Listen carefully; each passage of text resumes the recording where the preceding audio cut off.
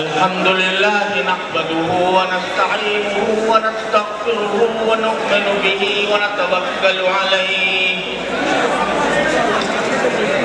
ونعوذ بالله من شرور أنفسنا ومن سيئات أعمالنا من يهده الله فلا مضل له ومن يضلل فلا هادي له وأشهد أن لا إله إلا الله وحده لا شريك له وأشهد أن سيدنا وسندنا ومولانا محمدا عبده ورسوله صلى الله تعالى عليه وعلى آله وأصحابه وبارك وسلم تسليما كثيرا. أما بعد فأعوذ بالله من الشيطان الرجيم. بسم الله الرحمن الرحيم. ولا تحسبن الذين قتلوا في سبيل الله أموات بل أحياء ولكن لا تشعرون. آمنت بالله صدق الله مولانا العظيم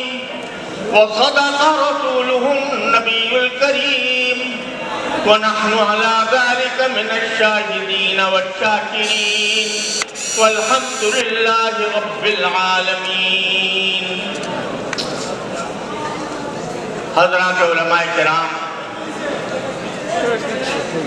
معزز حاضرین،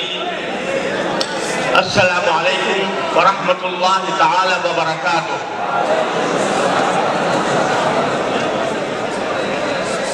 آج کا یہ عظیم اجتماع میرے انتہائی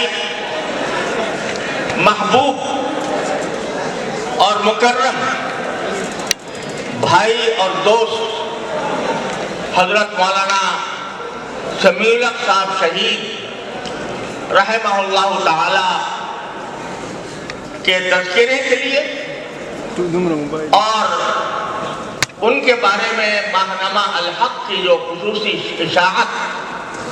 مرتب کی گئی ہے اس کی افتتاحی تقریب کے طور پر منعقد ہو رہا ہے. میں اس موقع پر اپنے دل کے جذبات کی صحیح ترجمانی کے لیے اپنے پاس موضوع الفاظ نہیں پاتا، کیونکہ حضرت مولانا سمیع الحق صاحب رحمت اللہ علیہ کے ساتھ میرا ایک طویل عرصہ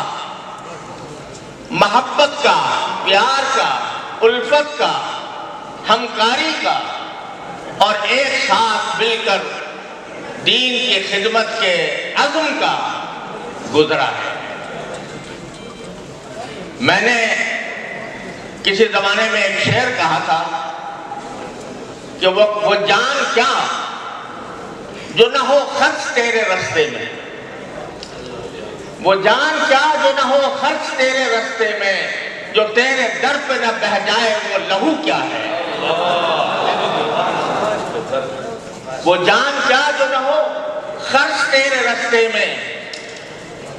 جو تیرے در پہ نہ بہہ جائے وہ لہو کیا ہے. اور یہ میری اور ان کی مشترک خواہش اور تمنا تھی کہ اللہ تبارک و تعالی ہمیں ایک مجاہد کی زندگی اور شہید کی موت عطا فرمائے. اللہ تبارک و تعالی نے ان کی یہ آرزو اور ان کی یہ خواہش اور تمنا اس طرح پوری فرمائی کہ ہمارے کلیجے چھلنی ہو گئے، لیکن اللہ تبارک و تعالی نے ان کو شہادت کے اس عظیم مقام تک پہنچایا جو آج ہم سب کے لیے قابل رشک ہے. جب مجھے یہ خبر ملی تھی اور یہ خبر مجھ پر ایک بجلی کی طرح گری تھی، میں اس وقت خود بھی صاحب فراش تھا اور بے ساختہ میری زبان پر یہ شعر آیا تھا کہ قبائے نور سے سج کر لہو سے باوضو ہو کر، قبائے نور سے سج کر لہو سے باوضو ہو کر وہ پہنچے رب کی خدمت میں کہ کیسے سرخرو ہو کر۔ تو اللہ تبارک و تعالیٰ نے ان کو یہ مقام بخشا، زندگی ان کی دین کی خدمت میں گزری۔ خدمت دین کے جتنے شعبے ہیں ان شعبوں میں سے کسی بھی شعبے کو اٹھا کر دیکھ لیں، دین کی خدمت کا ایک شعبہ تدریس کا شعبہ ہوتا ہے، ایک تبلیغ اور دعوت کا شعبہ ہوتا ہے، ایک تحریر و تصنیف کا شعبہ ہوتا ہے، ایک دین قیم کے زمین پر نافذ کرنے کی جد و جہد کا شعبہ ہوتا ہے۔ کوئی شعبہ ایسا نہیں ہے جس میں حضرت مولانا سمیع الحق صاحب رحمۃ اللہ علیہ نے اپنی زندگی کے اور اپنی جد و جہد کے انمٹ نقوش نہ چھوڑے ہوئے۔ تدریس کو دیکھیں تو آج جو بڑے بڑے علماء ہیں، آج وہ لوگ جو علماء کی قیادت کر رہے ہیں اور ان کو علماء کا سرخیل سمجھا جاتا ہے،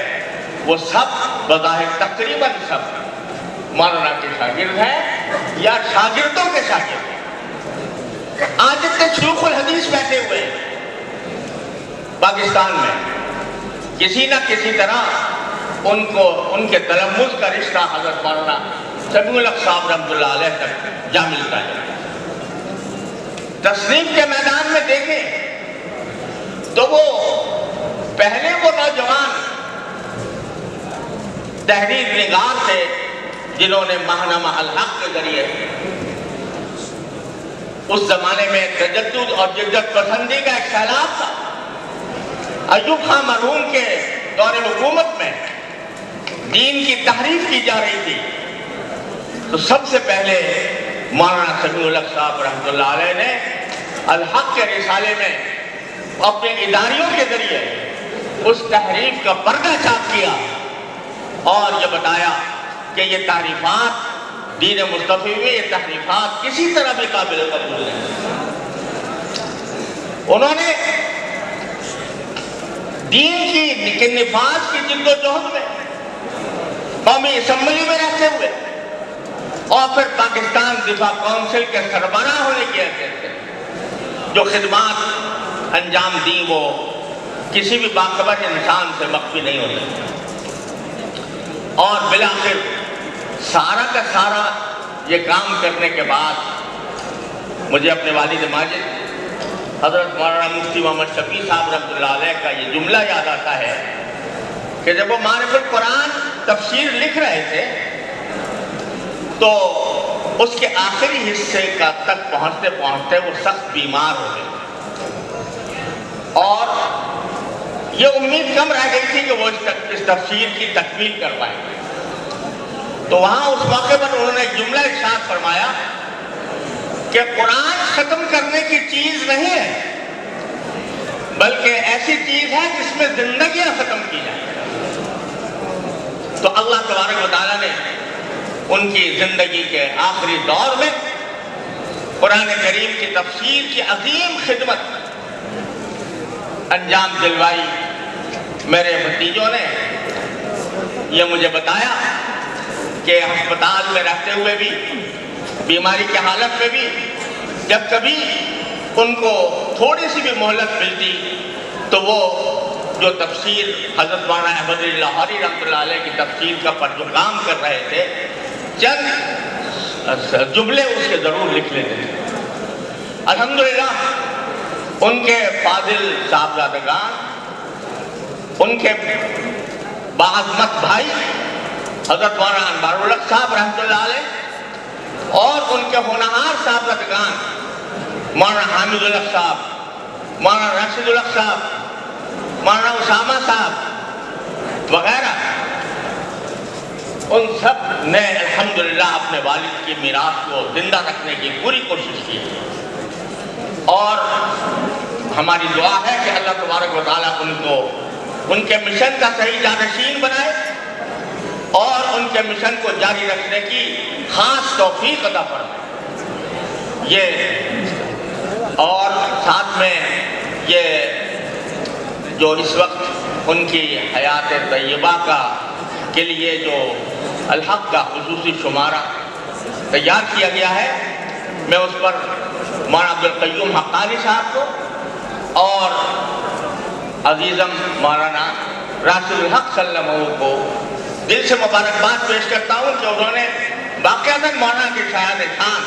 4 جلدوں میں ایک عظیم صحیفہ تیار کیا ہے جو ہم سب کے لیے ایک روشنی کا مینار ثابت ہو سکتا ہے۔ حضرت مولانا سمیع الحق صاحب رحمۃ اللہ علیہ کے کارناموں میں ایک عظیم کارنامہ یہ طالبان ہیں جو الحمدللہ افغانستان میں اللہ تبارک و تعالیٰ نے ان کو یہ توفیق دی کہ 50 سے زائد دنیا کے ملکوں کی فوجوں کو انہوں نے الحمدللہ قوت ایمانی کے ذریعے مفتوح کیا، مغلوب کیا، اور اللہ تعالیٰ کے فضل و کرم سے کابل میں ان کی حکومت قائم ہوئی۔ یہ جو طالبان ہیں، اگر آپ ان میں سے ایک ایک کا جائزہ لیں تو ان میں سے بیشتر وہ ہیں جو دارالعلوم حقانیہ کے پڑھے ہوئے، دارالعلوم حقانیہ سے پڑھے ہیں، اور حضرت مولانا سمیع الحق صاحب رحمۃ اللہ علیہ کے زیر تربیت رہے، اور اسی لیے مولانا کو طالبان کا جد امجد کہا جاتا ہے، کیا ان کے والد کہا جاتا ہے، فادر آف طالبان، کیونکہ ان طالبان کی تربیت میں، ان کے اندر روح جہاد پھونکنے میں، ان کی تائید و نصرت میں حضرت مولانا سمیع الحق صاحب رحمۃ اللہ علیہ نے عظیم خدمت انجام دی۔ تو آج جو ہم یہ فتح دے گئے ہیں، جس پر پورا عالم اسلام الحمدللہ خوشی منا رہا ہے کہ آج الحمدللہ حق کی طاقت نے باطل کو، صرف ایک باطل کو نہیں، 52-56 سے کابل میں ان کی حکومت قائم ہوئی۔ تو یہ اس کا صدقہ جاریہ اور اس کا ثواب بھی در حقیقت حضرت مولانا سمیع الحق صاحب رحمۃ اللہ علیہ کے کھاتے میں ہے اور ان کے نامہ اعمال میں ہے۔ اللہ تبارک و تعالیٰ اس کا بہترین اجر انشاءاللہ ان کو وہاں عطا فرمائیں گے۔ وہ خود بھی شہید ہوئے، شہیدوں کی سرپرستی بھی کی، شہیدوں کی دیکھ بھال بھی کی، اور شہادت کا عظیم مقصد لوگوں کے سامنے پیش کر کے لوگوں کو اپنی جانیں اللہ کی راہ میں قربان کرنے کی دعوت دی۔ الحمدللہ آج ہم طالبان کی فتح کی شکل میں اس کے نتائج دیکھ رہے ہیں۔ بس ضرورت اس بات کی ہے کہ جس عزم و ہمت کے ساتھ، جس اخلاص کے ساتھ، جس للہیت کے ساتھ حضرت مولانا سمیع الحق صاحب رحمۃ اللہ علیہ نے دین کی خاطر جد و جہد فرمائی اور دین کی خاطر ہی سارے کام کیے، ان کو اگر چاہتے تو دنیا کی بڑی سے بڑی دولتیں مل سکتی تھیں، ان کو پیشکشیں بھی ہوئیں، لیکن انہوں نے اپنے بوریے پر رہ کر، اپنے سادہ سے گھر میں رہ کر اتنے بڑے عظیم کارنامے انجام دیے۔ اللہ تعالی ہمیں بھی ان کے اس نقش قدم پر چلنے کی توفیق عطا فرمائے۔ دنیا بڑی پربہار لگتی ہے اور دنیا کے عیش و عشرت انسان کو بڑے خوشگوار معلوم ہوتے ہیں، لیکن اگر نبی کریم سرور دو عالم صلی اللہ علیہ وسلم کے ارشاد کے مطابق دیکھا جائے تو فرمایا کہ ساری دنیا جو ہے اللہ تبارک و تعالیٰ کے نزدیک ایک مچھر کے پر سے بھی زیادہ حقیقت نہیں رکھتی۔ اگر مومن کے دل میں یہ احساس پیدا ہو جائے اور اس احساس کے نتیجے میں وہ اپنی آخرت کی فکر کرے اور اخلاص اور الہیت سے دین پر عمل بھی کرے اور دوسروں کو دعوت بھی دے، تو پھر اس کی دنیا بھی بہتر اور آخرت بھی بہتر۔ حضرت مولانا سمیع الحق صاحب رحمۃ اللہ علیہ کی حیات طیبہ میں ہمیں اس کی بہترین مثالیں نظر آئیں گی۔ یہ جو مجلہ تیار ہوا ہے 4 جلدوں میں، یہ اس لائق ہے کہ ہر مسلمان